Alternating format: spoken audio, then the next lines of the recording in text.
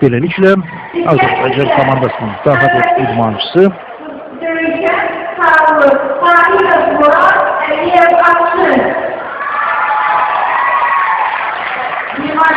mübarizəni dünya çempionu adı uğrunda yarışı davam etdirir. İndi görüşlər təbii ki, daha maraqlı, daha gərgin keçməlidir. Çünki karateçilər mərhələ irəlilədikcə dünya çempionu adına yaxınlaşırlar və təbii ki, bu da idmançılardan həm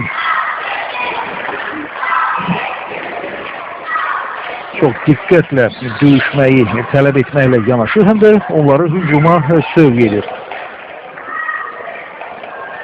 Əsasən də bu amil həll edici rol oynayır. Hücum üslubunda mübarizə aparan idmançı bir qayda olaraq üstünlük qazanır. Murad Tahirov və Akşin Əliyev tatamiyə dəvət olunurlar.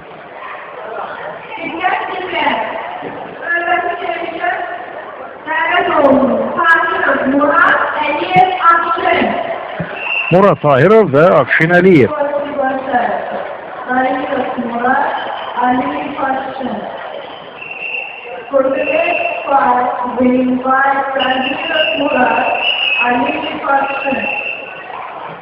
Artıq Akşin Əliyev tataminin kənarında döyüşə hazır vəziyyətdədir. İndi onun rəqibi Murad Tahirov budur, onu ekranlarınızda görürsünüz.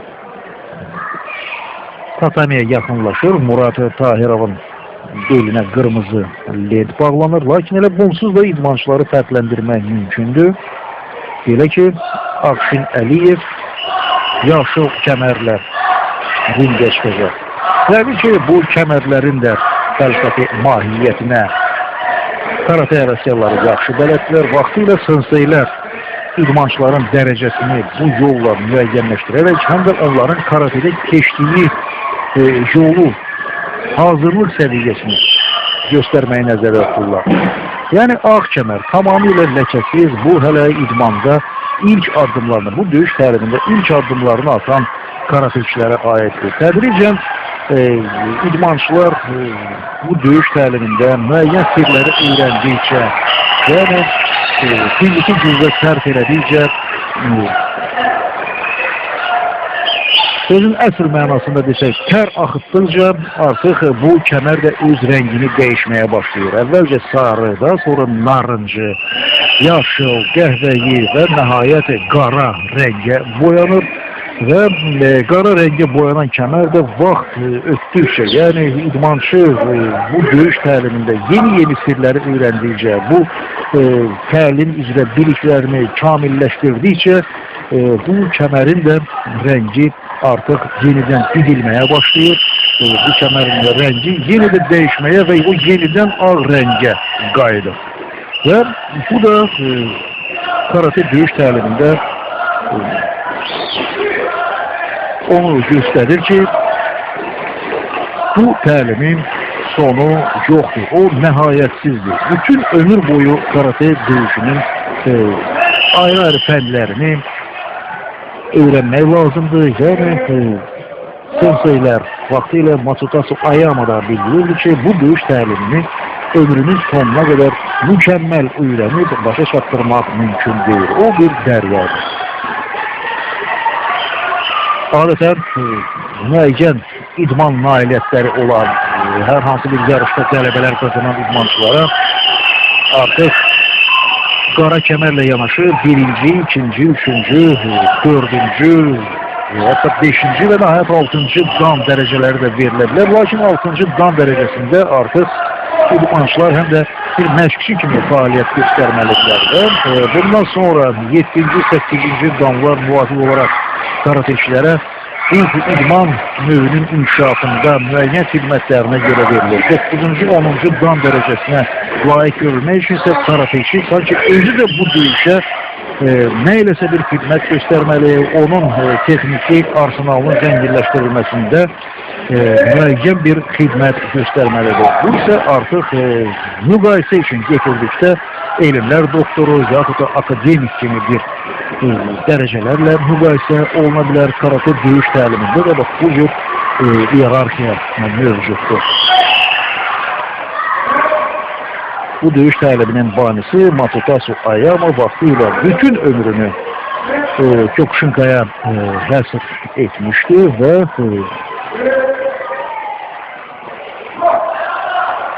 bu döyüş təliminin iştirakçılarının ifatında Tameshivari müxtəlif əşyaların bir zərbə ilə sındırılması daha effektli bir mənzərə yaradır və açılış mərasimində idmançılar nümunəvi proqram zamanı Tameshivari proqramını da göstərəcəklər. Yəni ki, Bakı İdman Sarayında tamaşaçıların sayı daha çox olacaq. Hər halda belə bir mənzərəyə, belə bir maraqlı proqrama baxmağa dəyər.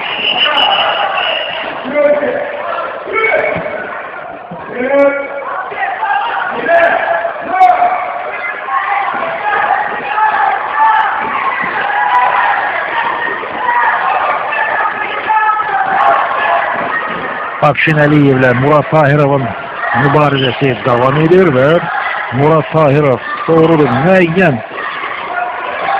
üstünlük kazanıb, lakin bu ilk növbədə fiziki hazırlıq hesabınadır. Texniki hazırlıq baxımından isə doğrudur Afşin Əliyev rəqibindən geri qalmır, amma demək olar ki, o yorulmağa başlayır və ağır-ağır nəfəs alır, yenidən tatamiyə qayıdır. Bununla belə mübarizədə yayınmır. Afşin Əliyev tatamiden kənara çıxdığına görə ona xəbərdarlıq edilir, görüş davam etdirilir.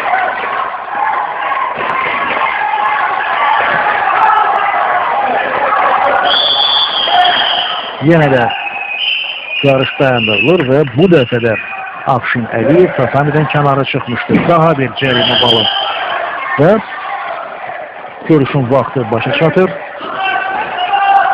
Qalib elan olunmalıdır.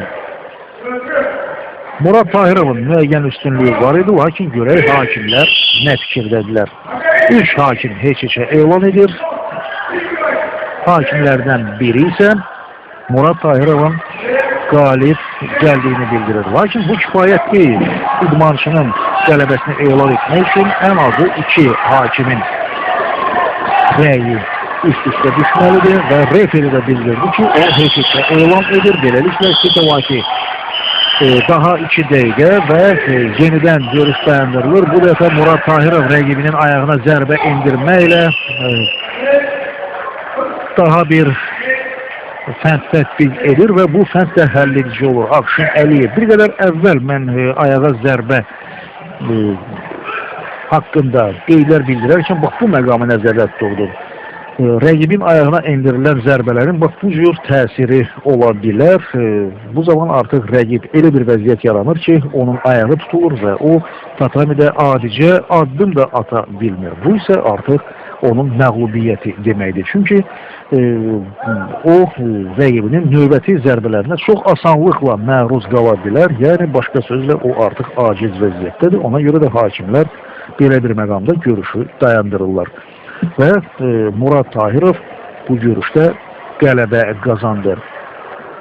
Beləliklə Sokrat Süleymanov və Murad Tahirov hələ ki Azərbaycan komandasının bu 2 karatecisi mütləq çəki üzrə 1-ci dünya çempionu adı uğrunda mübarizəni davam etdirirlər.